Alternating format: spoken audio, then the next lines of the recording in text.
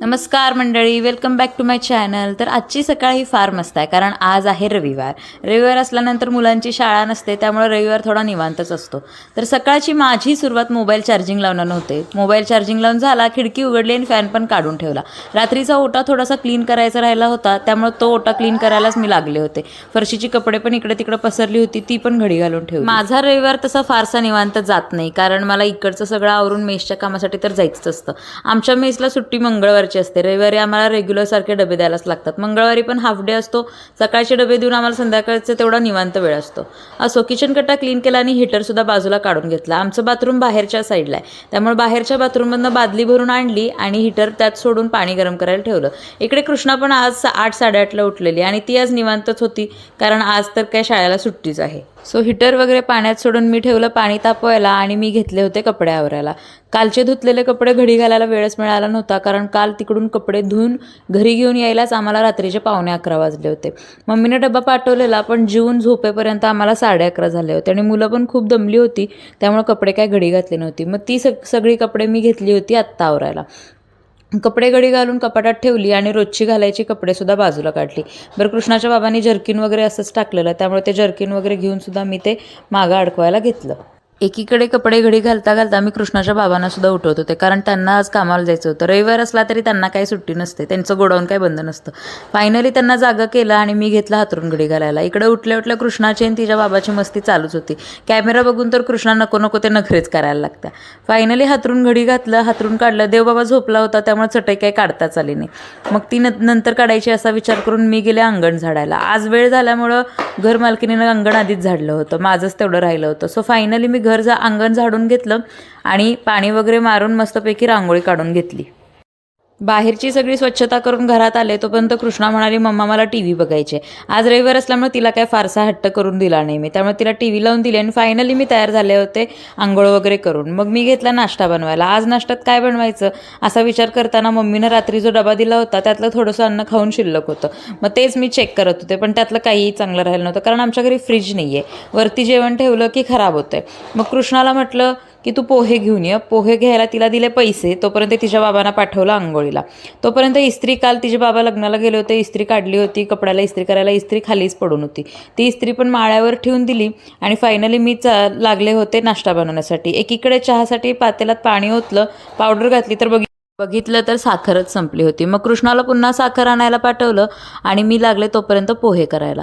कढईत मस्तपैकी तेल घातलं, मोहरी टाकली, मोहरी तडतडली आणि त्यात मी टाकले शेंगदाणे मस्तपैकी खरपूस भाजतायत तोपर्यंत मी पोहे भिजवून घेतले. पोहे भिजवून झाल्यानंतर ना मी त्यात मीठ आणि हळद घालून घेतली आणि जेव्हा पोह्यांना खरपूस कलर आला तेव्हा मी मिरच्या आणि कांदा टाकून घेतला. कांदा सोनेरी होतोय तोपर्यंत मी पोहे मस्तपैकी मिक्स करून घेतले आणि नंतर मी त्यात ते पोहे फोडणीला दिले.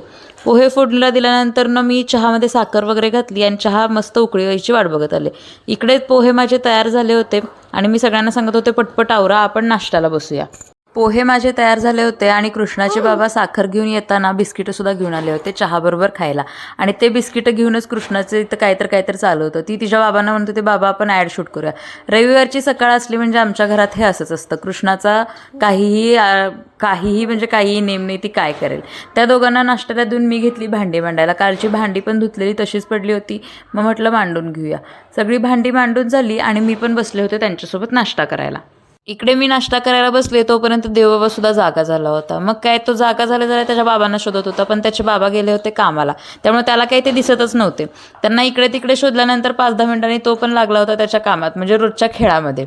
देवबाबा उठल्यानंतर मी उरलेलं हातरून सुद्धा काढून घेतलं आणि ते आता हातरून वगैरे ठेवून रोजची कपडे घालायची ठेवून मी लागले होते पुढच्या कामाला. वरची सगळी आवरावर करून ओटा वगैरे क्लीन करून गॅस वगैरे पुसून घेतला. चहा करताना चहा थोडा सांडला होता, तोही पुसून घेतला. नाश्त्याची सगळी भांडी गोळा केली आणि खाली न्यायचे डबे जे मम्मीनं मला भरून दिले होते ते आता धुवून मी पुन्हा खाली नेत होते, कारण मला पुन्हा आणि डबे भरून आणायसाठी डब्याची गरज असते. सगळी कपडे धुवायची, सगळी कपडे मी खालच्या घरी नेते धुवायला, त्यामुळे ती कपडेसुद्धा मला गोळा करून भरावी लागतात. कपडे गोळा करून घेतली, डबे वगैरे ठेवले आणि मुलांना आंघोळ घालून आणलं. माझ्या दिवसातला सगळ्यात बेस्ट पार्ट हा असतो की माझी मुलं ह्याच टायमाला माझ्या जवळ असतात, नाहीतर खालच्या घरी गेलं की संध्याकाळपर्यंत मला टाईमच मिळत नाही त्यांच्यासाठी. देवबाबाला मस्तपैकी आंघोळ घालून आणली, त्याला कपडे वगैरे घातले आणि इकडे कृष्णाला आंघोळीसाठी मी पाणी दिलं. पण देवबाबा काय मला सोडून कुठे जातच नव्हता, म्हणून म्हटलं 5 मिनटं थांब, मी त्याचा आवरते आणि मग तुला आंघोळ घालते. तोपर्यंत कृष्णालाच तो आंघोळीला पाणी दिल्यानंतर कृष्णाने आंघोळ वगैरे केली, तिचं सुद्धा आवरलं.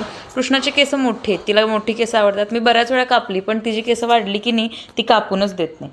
मग तिच्या केसांसोबत रोज सकाळी माझं कसरत चालूच असत्या. मग तिच्या केसांची वेणी वगैरे घातली आणि आता मी फायनली तयार होतो खालच्या घरी जाण्यासाठी. आज सगळ्यासाठी थोडा उशीरच झाला होता. रविवारच्या नादात आज काय कळलंच नव्हतं लेट झोपल्यामुळं. त्यामुळं आता आम्ही फायनली तयार झालो आहे. पण हे सगळं करता करता आम्हाला वाजले होते 8:45. मम्मी आता खालच्या घरी वाटच बघत असणार आहे. मुलंसुद्धा इकडे रेडी झाली होती आणि देवबाबाला मी सोडलं होतं खाली खेळायला. घराला कुलूप लावायचं होतं, त्याला घेऊन काही कुलूप लावता येत नाही, पायरीवरनं पडेल याची भीती वाटते.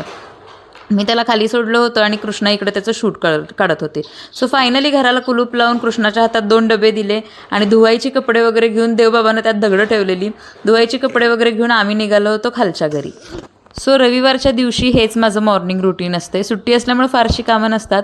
इथेपर्यंत आला आहात तर व्हिडिओला लाईक आणि चॅनलला सबस्क्राईब नक्की करा. थँक्यू व्हिडिओ पूर्ण बघितल्याबद्दल. धन्यवाद.